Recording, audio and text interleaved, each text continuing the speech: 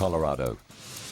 Denver, Stapleton Airport, July 19th, 1989. Known as the gateway to the Rockies, Denver is the starting point for journeys all over the U.S. 1,300 planes take off from here every day, carrying over 75,000 passengers. It's the peak of the summer season, and Stapleton is packed with vacationers and business travelers.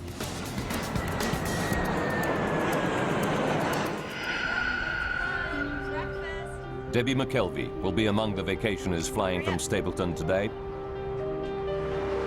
She's taking her children, Devon, age 6, and her son Ryan, who's 7, to a family reunion back in her home state of Pennsylvania. I was going home for 2 weeks with my children, and I was very, very excited about the trip. Debbie is taking advantage of United Airlines Children's Day promotion. Today, kids under 14 can fly for 1 cent, but each must fly with a paying adult.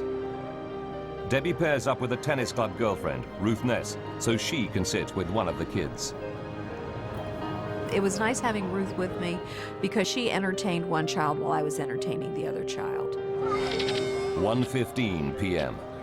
Debbie, Ruth, and the kids wait to board flight UA 232 to Philadelphia via Chicago.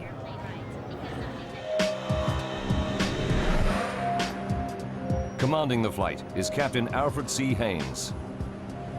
His cabin staff reported a minor electrical fault in the galley on the previous leg, but engineers have given it the all clear. Captain Haynes is a veteran pilot with 7,190 hours logged in the DC-10. The passengers will be in safe hands today. The DC-10 is a great airplane to fly. I think I was termed an old man's airplane because it's so simple to fly. At this time, in the late 1980s, there are over 400 DC-10s in service. But it's a plane with a troubled history. Windsor, Ontario, 1972. A cargo door blows out on a year-old DC-10, causing severe decompression. The pilots managed to land the plane safely. 2 years later, a door comes off a Turkish Airlines DC-10 flying out of Paris. This time, the violent decompression tears the plane apart in midair. All 346 people on board die. McDonnell Douglas finds the fault and fixes it. But the reputation of the DC-10 never fully recovers. The DC-10 making flight 232 today is in its 17th year of service and has flown over 43,000 hours. So far, without incident. Today should be no different.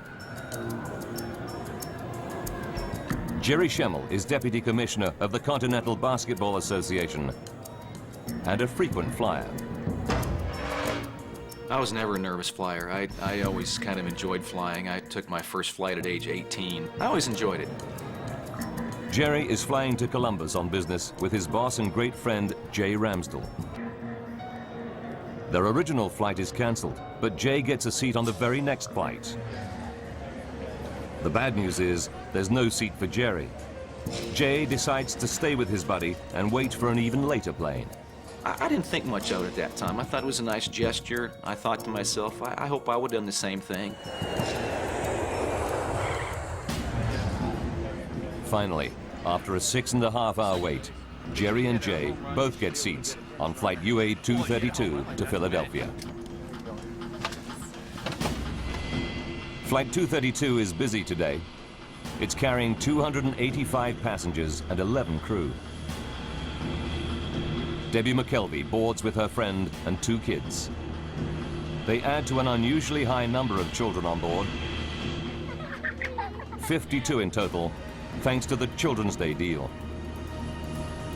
For senior flight attendant Jan Brown Law, lots of children on board means a busy flight ahead.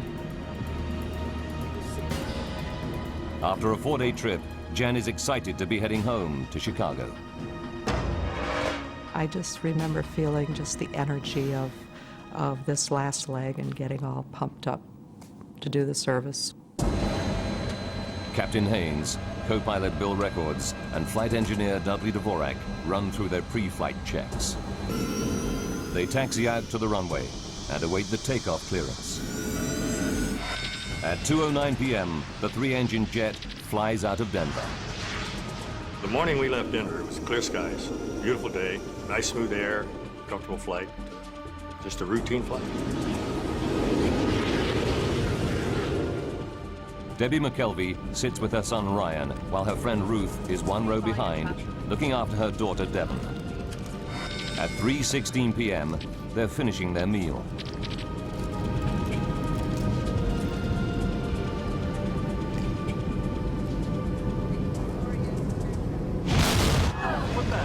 Suddenly, out of the blue, a terrifying blast rips through the plane. The first thing I thought was a bomb has gone off. I really did. I thought someone had planted a bomb, it had been detonated, and we started to drop. The only way I can think to explain it, it's like if you're driving down a highway and you hit a pothole. Jan Brown Law fears it may be a breach in the plane's fuselage. I instinctively sat down on the floor and held on, not knowing if it were a decompression, that everything that isn't tied down securely is going to be sucked out. There's no sign of any visible damage inside the plane. But up in the cockpit, Captain Haynes scans the engine instruments and quickly realizes that his number 2 engine is malfunctioning. I've never had a jet engine fail in flight. Only in the flight simulator, never in flight. But this time, it's happening for real. 3:17 p.m. Captain Haynes' priority is to shut down the problem engine. He's not too worried. The DC-10 can fly comfortably on its remaining 2 wing-mounted engines. Haynes follows the shutdown procedure and cuts off fuel and power to the number 2 engine.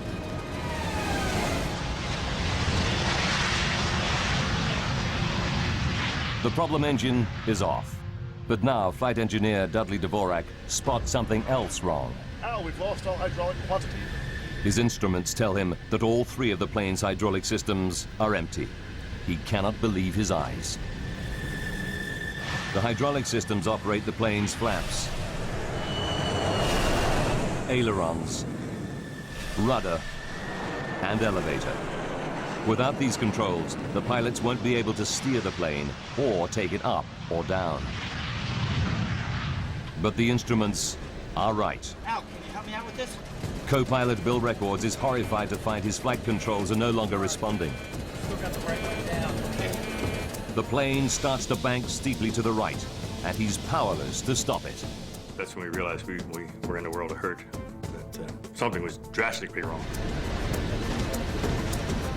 Now Captain Haynes tries the flight controls, but he cannot get the DC-10 back into level flight either.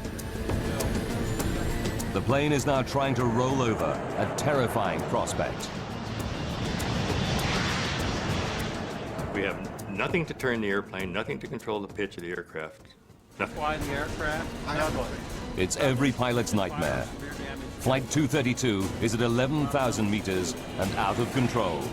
If its left wing continues to lift, the plane will flip over and tumble to its doom.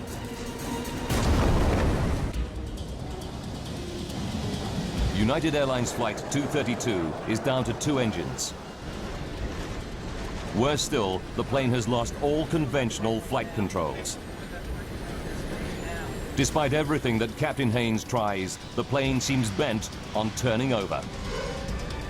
Back in the cabin, the passengers feel the plane banking steeply. Now, my son at 7½, he had always been a people watcher.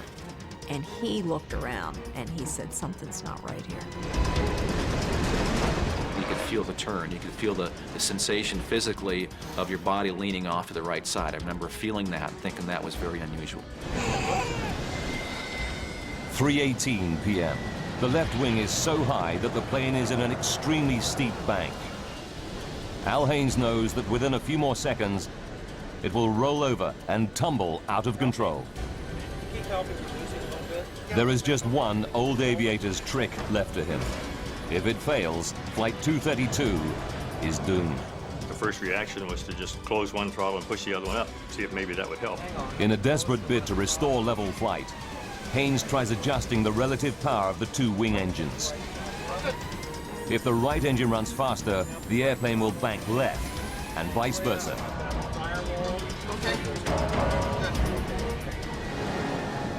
It works. Captain Haynes is able to pull the plane out of its roll. He still has no flight controls, but he regains a crude form of steering by using the throttles. But Haynes finds that he can only make right-hand turns. 3:20 p.m. Co-pilot Bill Records radios Minneapolis Air Route Traffic Control Center. United 232 Heavy. We've shut down engine. He reports the loss of flight controls and requests a flight path to the nearest airport. The pilots have no idea how they're going to land the crippled plane. Ladies and gentlemen, this is the captain. We've shut down the number 2 engine. Now Captain Haynes tells passengers that one engine has failed, but he doesn't mention the loss of flight controls. Chicago, but we may be just a Not all the passengers find his words reassuring.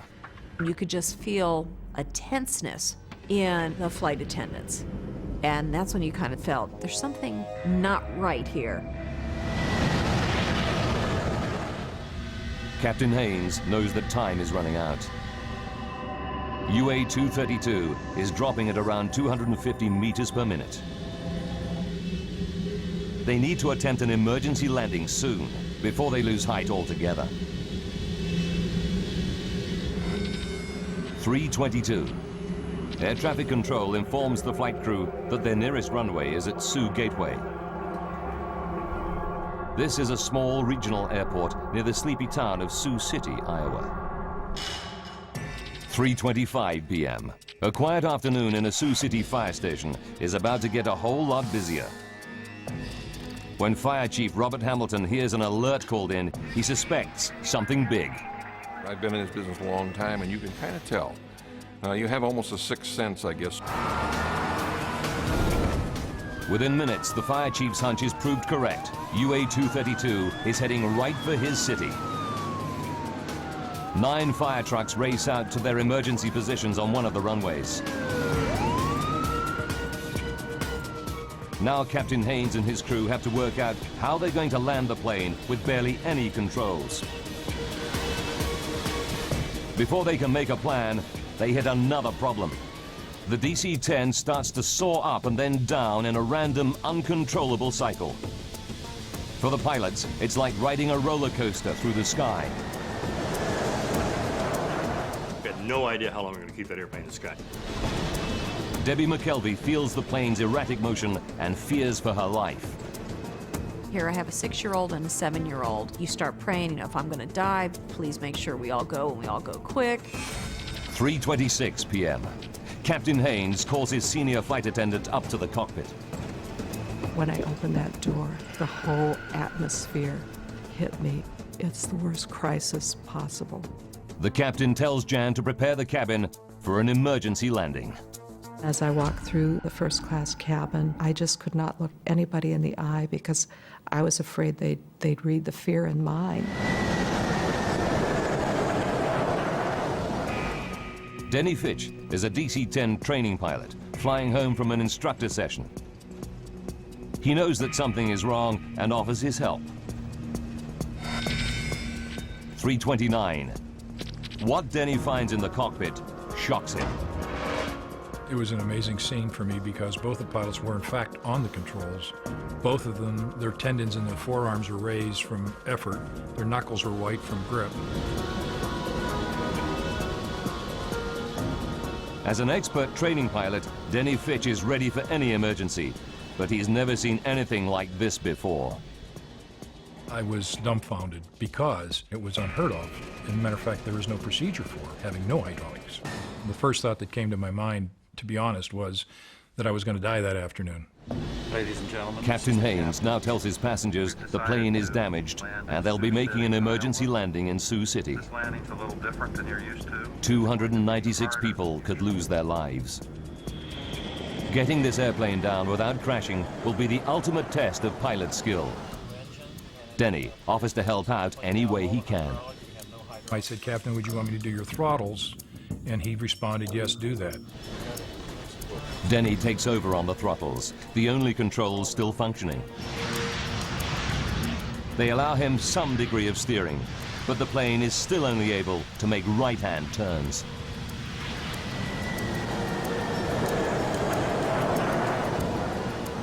As far as I'm concerned, he's now the fourth member of the crew because he was willing to step in there and help us any way he could. 3:48. The DC-10 is now 12 minutes from Sioux City Airport, and they're running out of altitude. It's time for the pilots to face an almost unthinkable prospect. In a few minutes, they must attempt to land a 165-ton jet without proper flight controls. The lives of 285 passengers are in their hands.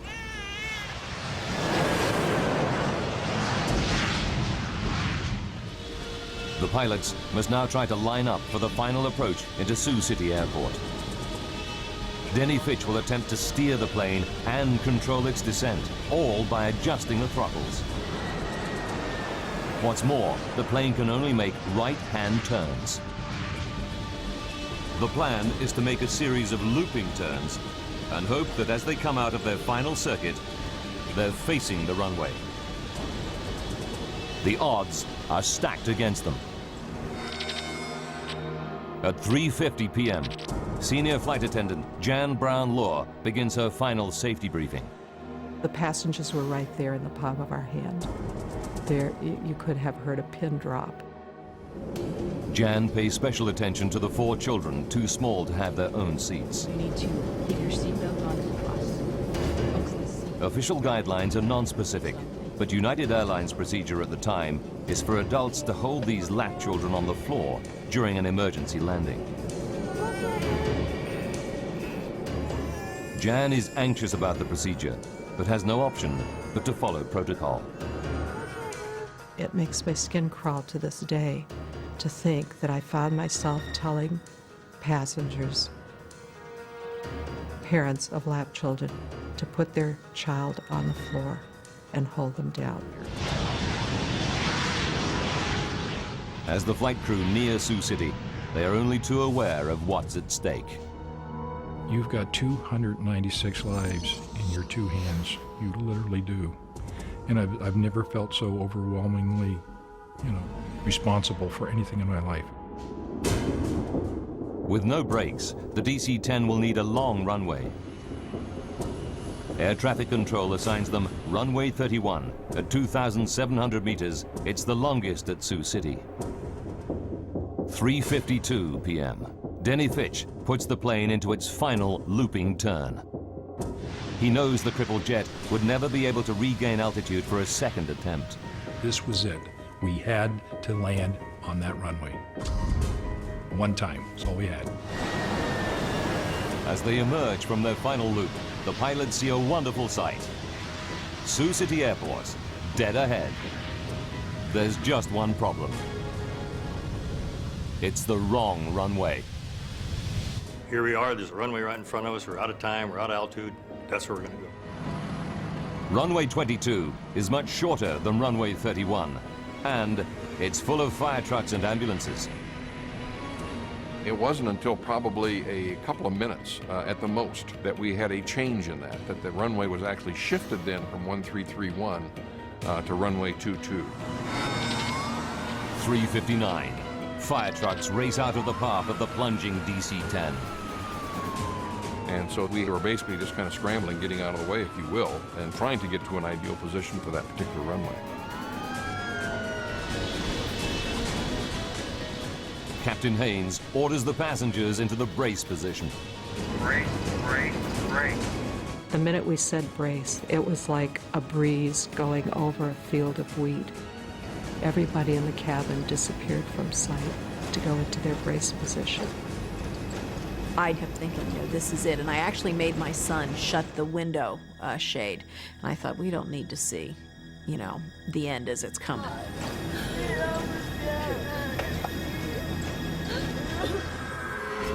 As the pilots desperately try to line up the airplane with the runway, they realize they're still coming in at 400 kilometers per hour, around 150 kilometers per hour faster than normal.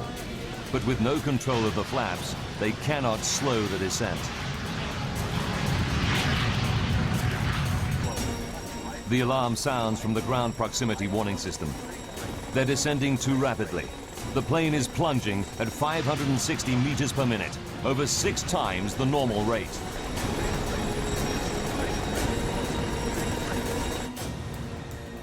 Down on the ground, a local news crew races into position to cover the crash landing.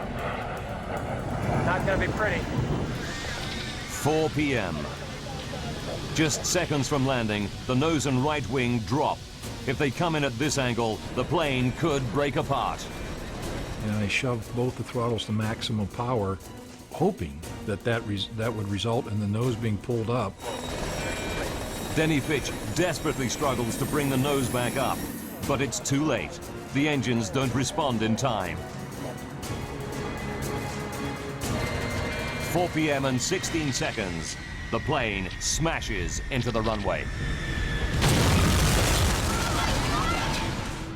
It just felt like we dropped out of the sky and hit the ground. It wasn't like it was an emergency landing, it was a crash.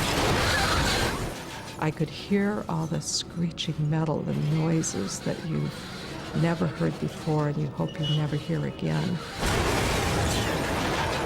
The right landing gear and wing shear off, spilling fuel and sparking a fire. I could see fireballs because I guess the plane, you know, it's screeching on the runway.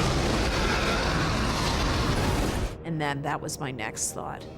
Oh my God, we're gonna burn to death. The jet careers along the runway on its wing stump for about 600 meters, then breaks apart. The cockpit had snapped off like a pencil tip, and we became a tumbling 200-mile-an-hour piece of wreckage. The main section of the fuselage skids further down the runway, rolls over on its back, and comes to a halt at the side of the airfield.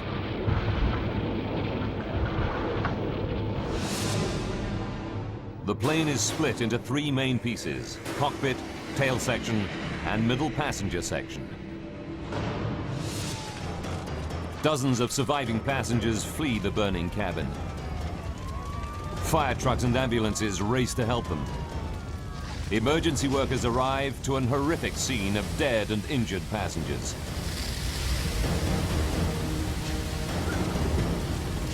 Survivors escaping the wreckage scatter through cornfields at the edge of the runway. Debbie and her son Ryan are among them. I grabbed my son and we started running and running. And I had no idea where we are. Some of the children and babies held on the floor before landing are missing. The violence of the crash tore them from their parents' grasp. One grief-stricken mother confronts flight attendant Jan Brown-Law. And she just looked up at me and she said, "You told me to put him on the floor, that it would be all right." And I thought, I'm going to live with those words for the rest of my life. The child, 23-month-old Evan Zhao, tragically died in the burning jet. In the chaos of the crash, Debbie McKelvey and her son Ryan managed to get out of the wreck. But she can't see 6-year-old daughter Devon anywhere. So then you start really thinking, why didn't I have both of them? And it's just a horrible, horrible sinking feeling. Jerry Schemmel escaped the cabin unhurt. But now he hears a baby's cries. Despite the choking fumes, he ventures back inside the burning aircraft. I didn't think if I go back in, the thing will explode or I might not find my way back out. I just reacted. I heard the cries of baby, and the next thing I know, I'm back inside the aircraft. As the central cabin section burns, it starts to fill with toxic fumes. Smoke like this can kill in minutes. Parents like Debbie McKelvey fear that their missing children could still be somewhere inside the blazing jet. Flight 232 crashes at Sioux City Airport and lies in a smoking ruin at the edge of the runway. Survivors flee the crashed airliner, but a baby's cries draw passenger Jerry Schemmel back inside. So I finally got right over top of the crying, and I'm feeling around, and there's a baby stuck inside this overhead bin. I just grabbed the baby with one arm and scooped her out of a hole. I got back on my feet, found the opening, just kind of aimed for the sunlight, and shot out the plane the second time. Jerry's actions probably saved the baby's life. But Debbie McKelvey is desperate. She fears her daughter and friend have not survived the crash. Then, suddenly, she spots a face. It's her 6-year-old daughter, Devon, emerging from the smoke. It was the absolute best feeling because she was there and she was okay. While passengers flee the wreckage, Captain Haynes and the flight crew are trapped in the cockpit. The plane's nose has buried itself into the soft earth beside the runway. It's the last place the rescuers reach. They have to use a forklift and cutting equipment to get through the twisted wreckage. It takes 30 minutes to reach the pilots. At 5 p.m., rescuers pull out all 4 pilots, seriously injured, but alive. As I remember the pat on my chest, and his words to me were, "You're okay, buddy, I'm here, I got you, you're gonna be okay." And I felt this tremendous relief.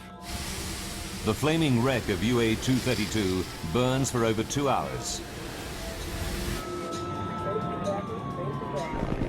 9 helicopters and 34 ambulances evacuate survivors. Jerry Schemmel's thoughts turn to his buddy, Jay, whom he lost sight of in the crash. Jerry hopes that he might have made it, but as time goes by, he loses all hope.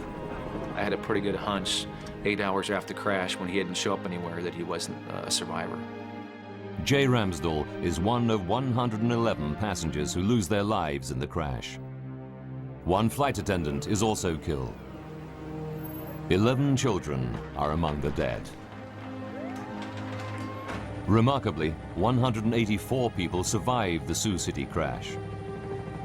But for the pilots of Flight 232, any number of deaths is a tragedy. Training pilot Denny Fitch learns how many died when his wife visits him in hospital.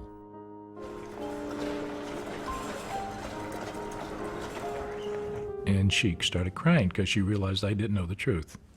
That in fact 112 people had died behind me. And I saw her cry, I had my answer. And I cried every waking moment for the next 3 days. I just couldn't stop crying. It just so tore my heart out to know that people died behind me. I was ready to die for them, and I didn't want them to die.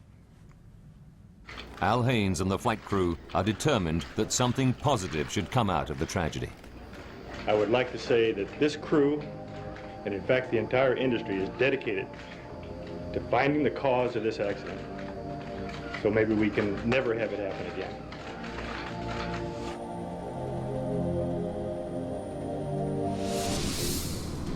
The National Transportation Safety Board, or NTSB, dispatches an investigation team to Sioux City. With 427 DC-10s still in service all around the world, they need to find out what happened to the plane, and quickly. Frank Hildrup leads the team analyzing the aircraft structure. There's a lot of apprehension and anxiety, of course, that we always go into these things with, and I was fairly new at the time. I had not been with the agency but for about 9 months. Hildrup and the NTSB team arrive in Iowa 9 hours after the crash and get straight down to work. The investigators' first priority is to try to recover every piece of the wreckage so that they can reassemble the aircraft. It's a mammoth task. It was such an immense accident scene that we just knew we had a long investigation ahead of ourselves. The crash scatters thousands of fragments of debris over a distance of 1 kilometer. Emergency services and the National Guard mobilize hundreds of personnel. They scour every square meter of land around the runway. The tiniest component might tell them what triggered the crash.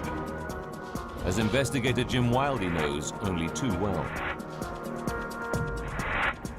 If you want to understand how the airplane came apart, If you want to understand the interrelationships of various pieces, it is very useful sometimes to put the structure back together.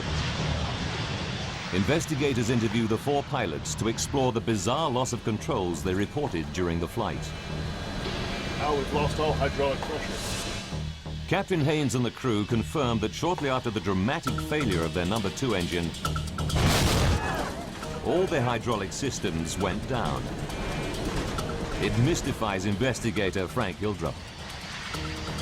I know personally I wasn't prepared for dealing with an airplane crash where it had lost all of its hydraulics. Extremely unique event and something I personally had never encountered before. Hydraulics operate all the flight controls on the DC-10. The flaps that help control descent. The elevators that pitch the plane up and down. The rudder that steers it. The ailerons that make it bank. Pressurized fluid inside hydraulic lines operates these mechanical controls. There are 3 separate and independent hydraulic systems. Even if one system is breached, it should not cause the loss of hydraulic fluid in the others. To lose fluid from all 3 systems at once is almost impossible. Experts put the odds at 1 billion to 1. Then, an unexpected find. Farmers 90 kilometers from Sioux City report aircraft wreckage scattered on their land. Investigators examine the debris and find that it includes components from the number 2 hydraulic system in the tail near the failed engine.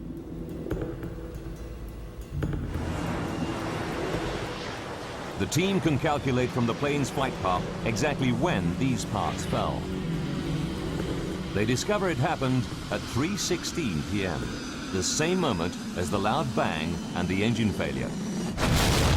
What the heck? What was that? Everything points to a catastrophic event inside the engine, which then damages the hydraulic systems.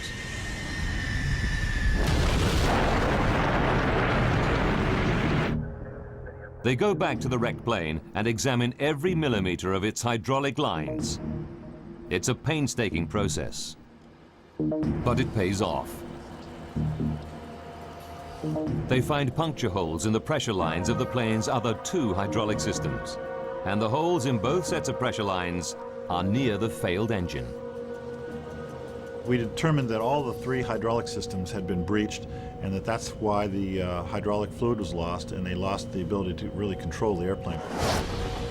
It's incredible, but true. Something did put all 3 hydraulic systems out of action at exactly the same moment. But the team still has to prove that the number 2 engine caused the damage.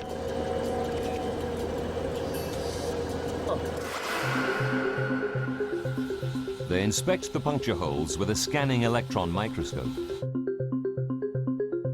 and find minute traces of titanium. Titanium is used for critical airplane parts because it's tough, yet very light. On the DC-10, the only titanium anywhere near the tail section is inside the number 2 engine.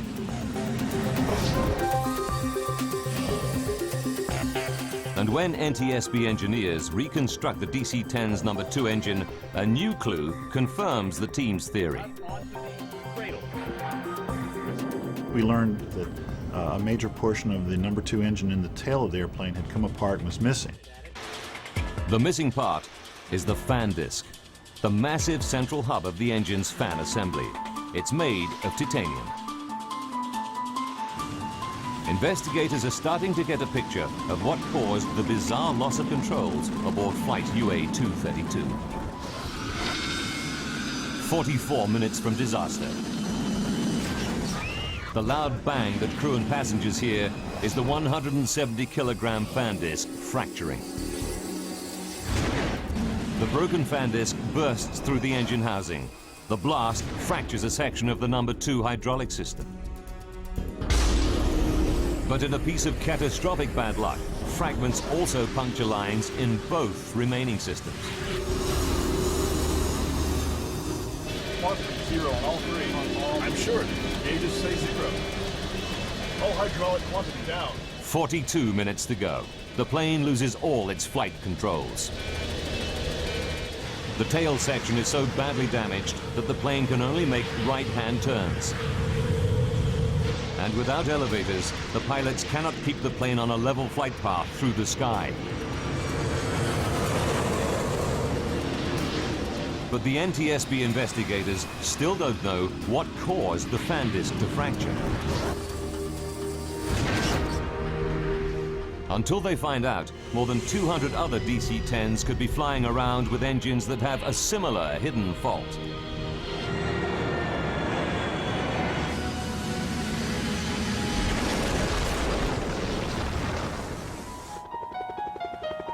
They must locate and examine the missing pieces of fan disc.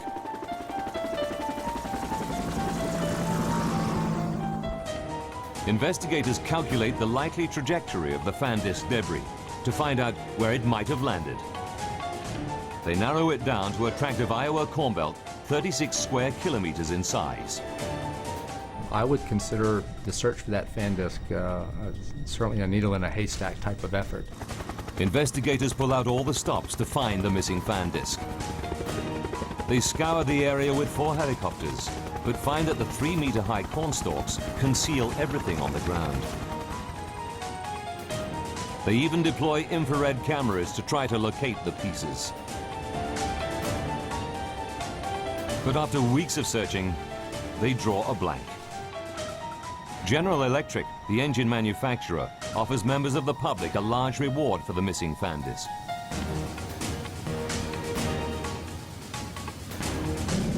But there's still no sign of it. 2 months go by, and harvest time comes around. Janice and Dale Sorensen have a 180-hectare farm right in the middle of the search area. Tuesday, October 10th, 1989, and Janice Sorensen is out bringing in the corn. As I was combining, I felt a little resistance on the front of the combine, and I backed it up and then put it in neutral and got out and looked, and I knew immediately that this was the piece they were looking for. It's a massive chunk of debris, half buried in the earth. Teams from General Electric and the NTSB race to the Sorensen farm.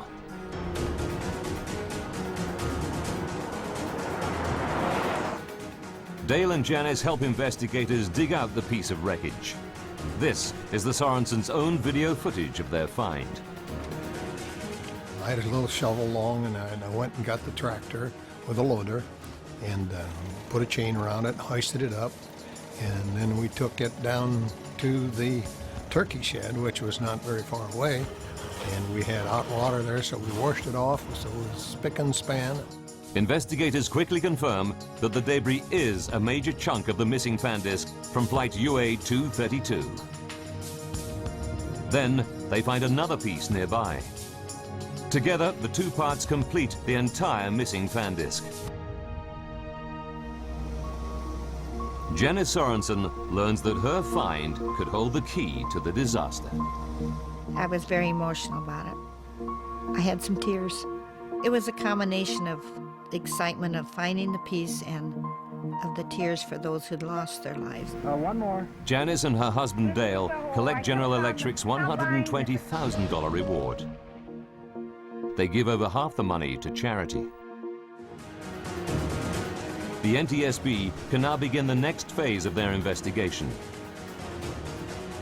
They fly the fractured fan disc to the labs of the engine manufacturer General Electric to find out what could break apart such a robust metal component. Jim Wildy, a metallurgist by training, examines the fan disc, starting with the main fracture line where it broke apart. He spots something branching off it, a fatigue crack 13 millimeters long. It's rare to find metal fatigue in a fan disc. These components are specifically designed to withstand the enormous rotational forces within the engine.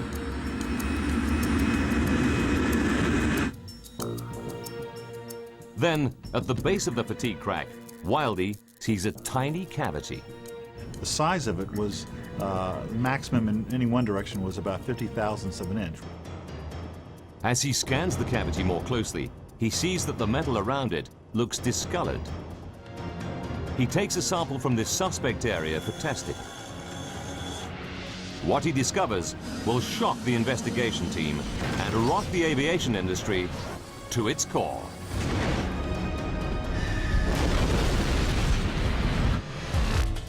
Investigator Jim Wildey examines a tiny cavity in the fractured fan disc from flight UA-232. What he finds stuns him. Around the cavity, there is an impurity in the titanium alloy. It's called a hard alpha inclusion, a brittle defect smaller than a fingernail. Analysis reveals that it was caused by excess nitrogen during the forging of the metal ingot. The fan disc in the DC-10 was made from titanium that harbored a fatal hidden defect. It's the final piece of the puzzle. The NTSB team can now put together the chain of events that left the passengers and crew of flight UA-232 seconds from disaster.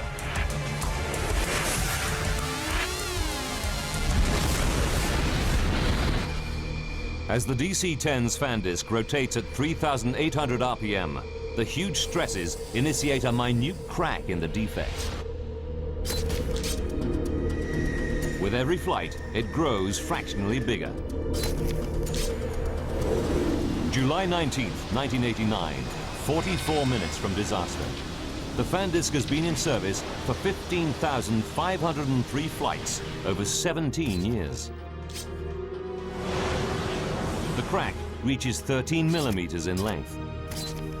The faulty fan disc can no longer cope with the stresses imposed by its rotation. It shears in two. The damage it causes makes the DC-10 virtually unflyable. For the next 40 minutes, the pilots struggle to control the plane.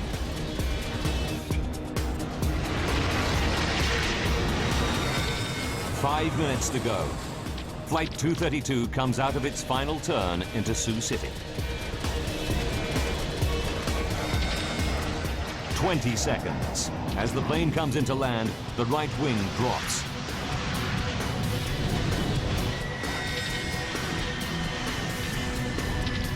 Disaster strikes. The right wingtip hits the ground, and the DC-10 careers down the runway.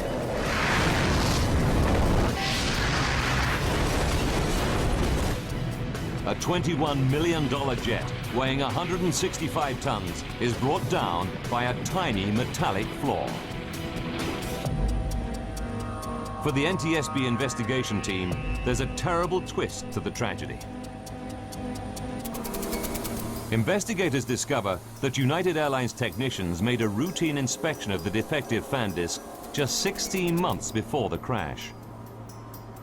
They're disturbed. The crack was on the fan disc surface. At the time of the inspection, the crack could have been close to 13 millimeters long. This disc had been inspected before the accident, and we determined that the crack was of a detectable size, but that it just wasn't detected. The NTSB report concluded that the crack was probably missed due to human error.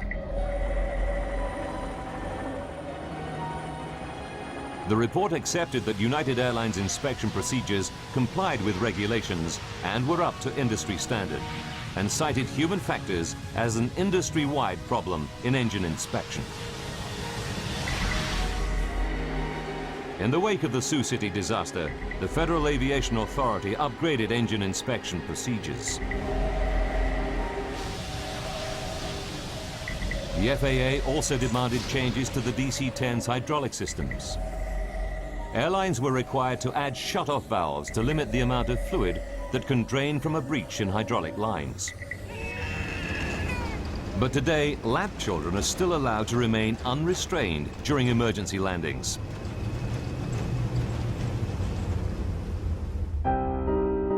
Ever since the crash, Jan Brown Law has campaigned for all children to have allocated seats and safety restraints on airplanes. She has never forgotten the young boy, Evan Zhao, who lost his life on her watch.